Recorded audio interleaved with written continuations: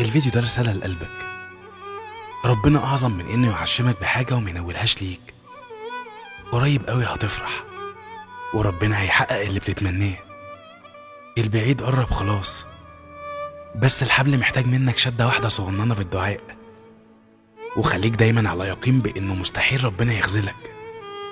ربنا رحيم بيك جدا فوق ما تتخيل. واجيب لك شاهد على كده عشان تقتنع. من رحمة ربنا إنه رد سيدنا يوسف لحضن أبوه سيدنا يعقوب بعد سنين فراق طويلة بسبب إخواته اللي رموه في البير.